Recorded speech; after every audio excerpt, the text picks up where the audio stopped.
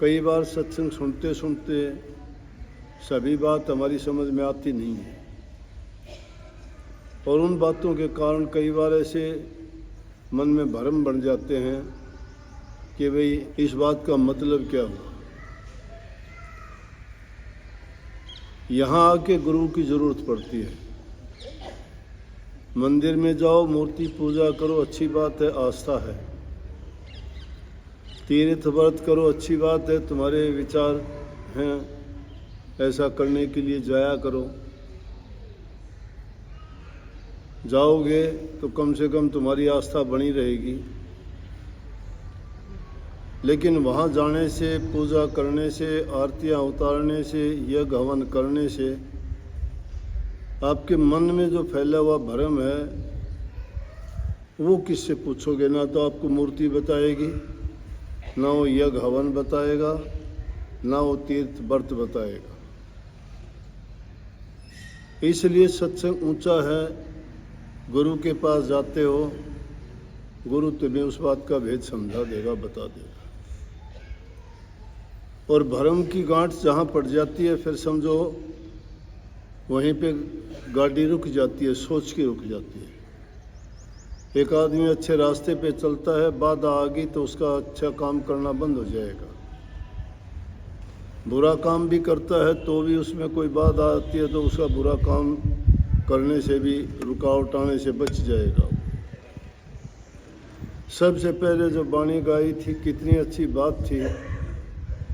गाने में, देखने में, सुनने में बड़ी रोचक सी लगी, लेकिन सारा ही तो सत्संग उस वाणी में है। जितने महात्माओं ने, जितने हमारे ग्रंथ हैं धार्मिक, जितने भी संत हुए, उन्होंने यही बात तो इस जीव को समझाई खोल के। नंबर 1 कहा कि कर्म प्रधान है दुनिया में, और उस कर्म के लिए कह दिया कि कर्म ऐसा करो जो तुम्हारे लिए अच्छा फल दे। जो करोगे उसका परिणाम आपको ही मिलेगा।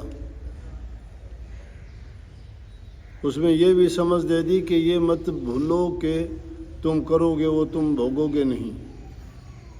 अच्छा करने वाले को अच्छा ही परिणाम मिलेगा, बुरा करने वाले को बुरा ही परिणाम मिलेगा। अब यहाँ भी सोच बड़ी दूर तक चली जाती है। वाणी तो ये थी कि अगत में मत ना बोवे सूड़। सूड़ और फूल की तुलना अच्छे और खोटे मंदे कर्मों से की गई है। सूड़ हमें पीड़ा देती है, फूल हमें आनंद देता है, सुख देता है, मन की प्रसन्नता देता है। सूड़ बोने से मतलब है खोटे मंदे कर्म करना, पाप कर्म करना, किसी को दुख देना, हिंसा करना। तो उससे कहता है कि परहेज करो, ऐसा ना करो आप। अगत में मत ना बोवे सूड़, क्यों ना बो, लगेंगी तेरे, मतलब तुझे उसका परिणाम भोगना पड़ेगा। और ये भी ये ना सोच के ना, सब कहने की बातें हैं। इंसान अपने आप को किस प्रकार से समझौती दे के पाप कर्म में लिप्त हो जाता है। कहता है दुनिया करती है, किसी ने देखा ये होगा या नहीं होगा। लेकिन उसके लिए बता दी। ये संत कबीरदास जी की वाणी है, जो चारों युगों में आए। उनको अगर हम सीधा यही कह दें कि परमात्म रूप में, वो देह रूप में धारण करके इस पृथ्वी पर आए थे। अगली बात भी साथ साथ कह दी कि तुमने कभी चंदन का बिरवा नहीं सौंपा। यहाँ भी वही तुलना कर दी। चंदन बिरवे से मतलब है अच्छे कर्म करने से, और आक और बबूल का मतलब वही खोटे मंदे कर्म करने से। कि तूने अपने जीवन में अगर चंदन के पेड़ को बो के उसकी सिंचाई नहीं की, उसकी परवरिश नहीं की, तो आपको उसका क्या मूल्य मिलेगा? आम लकड़ियों की कोई कीमत नहीं होती है, वो तो जंगल में अपने आप ही पैदा हो जाती है। जिस प्रकार से हमारी बुरी नीयत को सिखाने की ज़रूरत नहीं, कोई पाठशाला नहीं, उनके लिए कोई कोचिंग सेंटर की ज़रूरत नहीं। वो खोटी नीयत, बुरे कर्म तो हमारे से अपने आप ही बनते चले जाएंगे। जिस प्रकार से जंगल में देखे होंगे कीकर, आक, ढाक, बबूल को कोई बोता थोड़ा है, अपने आप उगते हैं। पानी की ज़रूरत उनको देते नहीं, कोई परवरिश करता है उनकी नहीं। जब से पैदा होते ही उनको कीड़े मकोड़े, फिर पशु जंगली जानवर, फिर इंसान भी अपने मतलब का जो उसको दिखाई देता है उसको काट पीट के ले जाते हैं, लेकिन फिर भी वो बढ़ते और बनते रहते हैं। इसी प्रकार से खोटे कर्म तो अपने आप ही बन जाएंगे। तो इसलिए कहा कि भाई तुमने अपने जीवन में चंदन को सींचने जैसे तो कर्म किए नहीं, और तूने आग और बंबूड़ जब सींचे हैं, खोटे ही कर्म किए हैं, तो परिणाम भी उसका बुरा होगा। कर्म प्रधान है। दूसरा सिद्धांत बता कर्म का फल भी है। तीसरा बता दिया ये मत जान हिसाब नहीं है, कि ये भूल ना करो कि कौन देखता है, कौन किसको पता ये होगा नहीं होगा। उसके लिए कह दिया कि इसका भी नियम है। वो जिसने रचना रची है, जिसने विधान बनाया है, वो बहुत कारीगर, बड़ा भारी कारीगर है। एक चींटी से लेके जिसने हाथी तक का हिसाब बना दिया, एक दूसरे के दुश्मनों को एक ही जगह पर रख दिया। राक्षस भी यहाँ है, मानव भी यहाँ है। जीव पैदा भी यहीं होते हैं, जीव को खाने मारने वाले भी यहीं हैं, जीवों को जलाने वाले भी वही हैं, उनकी परवरिश करने वाले भी यही हैं, और उनको बर्बाद करने वाले भी यही हैं। पांचों तत्वों में एक दूसरे के सारे विरोधी हैं। पानी की सुनामी आ जाए, पृथ्वी बर्बाद है। आंधी तूफान आ जाए, हवा आ जाए, तो सब चीज़ों को बर्बाद कर देती है। ज़्यादा अगर धूप ताप अगर बढ़नी शुरू हो जाए तो वो सब चीज़ों को बर्बाद कर देती है। जल भी यहाँ है, पृथ्वी भी यहाँ है, अग्नि भी यहाँ है, हवा भी यहाँ है। पांचों एक दूसरे के विरोधी होते हुए भी यहीं पे हैं। वो बड़ी चीज़ को ना सोच के अपने इंसान को ही देख लो। अपने शरीर में भी ये पांचों तत्व, हर तीनों गुण इकट्ठे हैं। कहते हो कि नहीं, किसी का शरीर पूरा हो जाता है, कहते हैं फिर फलाना व्यक्ति 5 तत्व में विलीन हो गया। 5 तत्व इकट्ठे होके इसकी रचना हुई। जब खत्म होता है, पांचों मिट्टी मिट्टी में मिल जाती है, हवा हवा में चली जाती है, पानी पानी में चला जाता है। तो कहा कि ये मत सोचो, तुम अपनी बुद्धि, तुच्छ बुद्धि के कारण अपने विचारों को छोटे बना के ये न समझो कि हिसाब नहीं है। हिसाब है। राज नहीं पोपो बाई का, लेखा पाई पाई का। पाई पाई का हिसाब होता है। देर अबेर हो सकती है, अंधेर नहीं हो सकती। उसके विधान में कोई तब्दीली नहीं होगी। वहाँ कोई सिफारिश नहीं है, कोई इल्म नहीं उसके आगे, कोई वहाँ बहसबाजी नहीं। तुम्हारे कर्म खुद गवाह बन के खड़े हो जाते हैं, दूसरी गवाही की जरूरत नहीं। वहाँ तो सिर्फ जो है वो स्वीकार ही करना पड़ेगा कि हाँ ये मैंने किया था, सरेंडर करना पड़ता है। इसलिए पहले से ही संतों ने कह दिया कि ये मत जानो कि वहाँ हिसाब नहीं है। हिसाब वहाँ ब्याज और मूल का भी लेखा लिया जाएगा कि हम जो जो कर्म करते हैं। लिखा है कर्म जो जो करेगा तो वही फिर भोगना भरना, जगत के जाल से ज्यों त्यों हटो मर्दानगी करना, जिन्होंने मार मन डाला उन्हीं को सूरमा कहना। इस जगत के जाल से यूं ही नहीं बचा जाता, ये सूरमाओं जैसा युद्ध करना है इस संसार में रह के। इसलिए भक्ति का मार्ग जितना सुगम, अब तो हम लोगों के लिए तो अमीरी में फकीरी है। क्या फकीरी है हमारी, लेकिन क्यों नहीं है हमारी फकीरी? दुनियादारी के लोग काम करते, हम नहीं करते। शराब मांस मिट्टी बीड़ी सिगरेट पान तम्बाकू हम नहीं लेते, लड़ाई झगड़ा नहीं करते, चोरी झूठ कपट नहीं करते, किसी को धोखाधड़ी हम नहीं करते। ये फकीरी है। कहाँ है ये फकीरी? वो घर में रह के। और अमीरी क्या है कि कोई चीज़ छोड़नी ही नहीं है। घर हमारे पास है, मकान है, आराम है, बिस्तर है, खाट पे सोते हैं, क्या त्याग है हमारा? वो गरीबी की फकीरी तो गई बहुत पहले। वो कबीर साहब की थी, दादू साहब की थी, पलटू साहब की थी। झोंपड़ों में रहते थे, खाने को लिए कुछ भी नहीं होता था। लेकिन ये ये फ़कीरी अमीरी की फ़कीरी है। संतों ने कृपा करके इस युग में ये बताया कि तुम घर में रहते हुए सभी चीज़ों का उपयोग करते हुए, लेकिन एक लिमिट में, एक ज़रूरत में, एक संतुलन में, हमारे कर्तव्य के अनुसार, हमारे जो योग्यता है उसके अनुसार उन चीज़ों का हम प्रयोग करते रहें, कोई दिक्कत नहीं। लेकिन जब किसी भी चीज़ की मर्यादा, ये तो नियम है, वो भी अनरिटन लॉ है, वो कानून है, लेकिन लिखा गया नहीं है। क्यों नहीं लिखा गया? कागज़ लिखा नहीं है, उसके विधान में लिखा गया है कि जब किसी मर्यादा को तोड़ोगे कष्ट भोगोगे। कोई भी मर्यादा देखो, हर चीज़ यहाँ मर्यादित है। जब से पृथ्वी बनी, जब से सृष्टि रची गई, सूरज अपने टाइम पे निकलता है, टाइम पे छिपता है, समय पर ऋतुएं बदलती हैं, समय पर सारी चीज़ें, समय पाके सारे की सारी चीज़ अपने कर्म के अनुसार बढ़ती, घटती, मरती, जन्म लेती हैं। तो लेखा यहाँ ब्याज और मूल का है। हम अगर सोच लें कि ऐसे ही दुनिया चलती है, परंतु ये सोचना चाहिए कि एक चिंतन करने की बात है कि आदमी थोड़ा भी बैठ के सोचता है कि इस दुनियादारी में सब लोग फिर बराबर क्यों नहीं है? क्या पैदा करने वाला न्यायकारी नहीं है? क्या न्यायकारी है वो? उसको किसी से प्यार, किसी से दुश्मनी नहीं है। फिर उसको कोसते क्यों हो बार बार कि परमात्मा ने गलत किया, ये उसके साथ अच्छा नहीं? परमात्मा नहीं करता, किसी के साथ ना गलत करता है ना अच्छा करता है। ये वो कर्म है।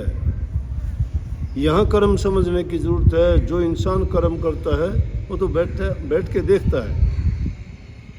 उसने तो हमें थमा दी कुंजी, ये ले, जो तेरी मर्जी आए वो कर, जो तेरे समझ में आए वैसा करता चल, में कोई तुझे मना करने वाला नहीं है। लेकिन करना सोच समझ के, जो करेगा उसका कर्म फल तेरा होगा, किसी दूसरे का नहीं। परंतु कबीर साहब ने आखिरी चीज़ में जो कह दी वो इंसान को भ्रम में डालती है। और उन्होंने आखिरी में क्या कह दी? कहे कबीर कोई कोई चेते, कोई कोई चेते। नित्यानंद जी ने भी ऐसी बात कही। उन्होंने कही कोई अरब खरब में एक महल को जाई। कहने का मतलब कोई कोई चेतता है, जो इस बात को चेत लेता है वो अपना कर्म का लेखा जोखा पूरा करके चला जाता है। नहीं तो कर्म का सिलसिला मिटता नहीं है। महर्षि जी ने बड़ी लंबी तहरीर लिखी, उसमें हमारे जो महापुरुष हुए हैं, श्री रामचंद्र जी हुए, श्री कृष्ण जी हुए, और भी दूसरे जितने अवतारी धर के आए, उन सब की बात उन्होंने लिखी कि उनका अगर कोई हिसाब होता, उनसे बचा जाता तो वो लोग बच जाते। पिछले ने कितने कितने कर्म भोगे, क्यों भोगे? कि उन्होंने अपने कर्म का फल भोगा, कर्म किया हुआ था। इसलिए ये वाणी नेक कर्म करने के लिए प्रेरित करती है कि अगत को अगर सुधारना चाहते हो, अगत सुधारने की बात की है, मुक्ति का जिक्र नहीं है यहाँ। मुक्त हो जाना बहुत ऊंचे दर्जे की बात है। उसको तो समझने के लिए और भी सुलभ मार्ग राधा स्वामी मत ने बता दिया कि सुरत शब्द का योग है, और उसमें सीधा रास्ता है पहले नाम का सुमरण करना, सुमरण करते करते ध्यान में लीन हो जाना, ध्यान करते करते उस शब्द को सुनना। जब इन तीनों चीज़ों को पार करते जाओगे, तुम्हारे सारे के सारे कर्म अपने आप बढ़ते और सुधरते चले जाएंगे। हमारी प्रवृत्ति निवृत्ति में बदल जाएगी। अब हमारी प्रवृत्ति में है, हम इस पार से उस पार लगने के लिए ये हमें अपनाने ही पड़ेंगे। जब तक इस रास्ते पे नहीं चलते ना, अपने अपना राग सब गाते हैं, लेकिन इससे सुगम मार्ग कोई नहीं है। तो गाड़ी यहाँ आके रुकती है कि हम नाम लेके जब उसका सुमरण तक नहीं करते हैं, भूले से भी नाम को कभी याद नहीं करते हैं, एक पल के लिए भी कभी हमारा मन का टिकाव नहीं हुआ, ठहराव नहीं हुआ, हमें अंतर में कभी प्रवेश ही नहीं किया, जबकि हमारा उद्देश्य सिर्फ यही है कि हमें मुक्ति की तरफ जाना है। उसमें मुक्ति की बात नहीं कही। उन्होंने कही है कि अगत को सुधारने के लिए। अगत और जगत दो चीज़ें, जगत में तो अब जिंदा है, ये वर्तमान काल है, लेकिन अगत क्या है? हमारा भविष्य। भविष्य तो नेक कर्मों से बनेगा। जो नेक कर्म करके यहाँ से जाएंगे, अगला जन्म मिलेगा हमें। जन्म मरण से छुट्टी नहीं हुई, तो उस अगले जन्म में सुख भोगने के लिए या नेक कर्म किए, दान किया, पुण्य किया, तीर्थ किए, व्रत किए, गरीबों की सहायता, मदद की, सेवा की, तो आपको अगला जन्म में राजा बन जाओगे, सेठ साहूकार बन जाओगे, धनवान बन जाओगे, हर प्रकार से साधन संपन्न होगे, शरीर सुंदर होगा, सब प्रकार की खूबियाँ आपको मिलेंगी, क्योंकि आप अच्छा करके आए थे, उसका परिणाम अच्छा है। मुक्ति नहीं हुई, जन्म मरण की डोर नहीं कटी, सिलसिला आगे तक चलता जाएगा। लेकिन जो हमारा उद्देश्य मुक्त हो जाना, और मुक्त छोटी से छोटी चीज़ से शुरुआत होती है। पहली मुक्ति है कि जिन चीज़ों में हमारा मन फंसा हुआ है उनसे निकालना, उनसे मुक्ति पाओ। फिर दूसरी चीज़, हमारी जो बुरी आदतें हैं उनसे मुक्ति पाओ। मुक्त माने छूट जाना, उनसे छूटो। फिर संसार के जितने बंधन पड़े हुए हैं उन बंधनों की तरफ गौर करो, उनको जो है सिर्फ नियम मुताबिक भोगो। लेकिन ऐसा ना करो कि कभी वो भोग ही तुम्हें भोगने लग जाएं। होता ऐसा है कि हम भोग भोगने के लिए तो आए थे, ये हमारा पिछला जो पीछे का जो जगत था वो हम नहीं बना पाए, तो ये अगत मिली हमने। लेकिन आज का जो जगत है, इस जगत में हमने नहीं सुधार किया तो आगे की अगत बिगड़ जाएगी। लेकिन अगत और जगत का फिक्र ना करके जो वर्तमान काल में हमें संत सतगुरु से जो मार्ग मिला है, जो रास्ता मिला है, जो वो हिदायत करते हैं, इसलिए गुरु पर सब बढ़कर जोर दिया गया। असल में तो तीन चीज़ का कर्जदार है जीव। माँ बाप का, जिसने हमें जन्म दे के दुनिया में ला दिया, नंबर 2। नहीं तो आज का युग तो ऐसा है ना, जन्म नहीं होने देते, गर्भ में ही मरवा देते हैं। वो जीव कैसे बाहर आएगा? कर्म किया उसने, कर्म है वो। जो उसका नियम था उसको आना चाहिए था, लेकिन उसको नहीं आने दिया। पाप के भागी हो गए, ब्रह्म हत्या के भागी बन गए, बड़े से बड़ा पाप कर दिया। इसलिए पहला एहसान हमारा माँ बाप का है, जिनने हमें परवरिश करके बड़ा किया, इस योग्य बनाया। उससे भी बढ़ के गुरु का जो एहसान है वो कभी नहीं उतरता। माँ बाप ने तो दुनियादारी के कामों के लिए हमें बना दिया, लेकिन गुरु ने तो इस संसार से ही पूरे संसार को एक दर्पण दिखा के ये समझा दिया कि सत्य क्या है और असत्य क्या है। तो हम इस काल और माया के जंजाल से तभी छूटते हैं जब सतगुरु का दिखाया हुआ मार्ग पर चलते हैं। उसको समझने की ज़रूरत है। जब उसको समझ के चलते हैं, कितने उदाहरण आपको मिल जाएंगे ऐसे, जिन्होंने गुरुओं से अपना नाता जोड़ा और गुरुओं की मेहर की दृष्टि जिन जीवों पर पड़ी, गुरु की आज्ञा में रह के जिन्होंने करनी करी, वो मुड़ के संसार में आए नहीं। वो तो पूरे संसार को ही दर्पण दिखाने वाले, रास्ता दिखाने वाले, पापों से मुक्त करने वाले, उनका जन्म सुधार करने वाले, यहाँ से मूर्त के रूप में तो चले गए, लेकिन एक यादगार के रूप में सदा के लिए अपने आप को जिंदा करके गए।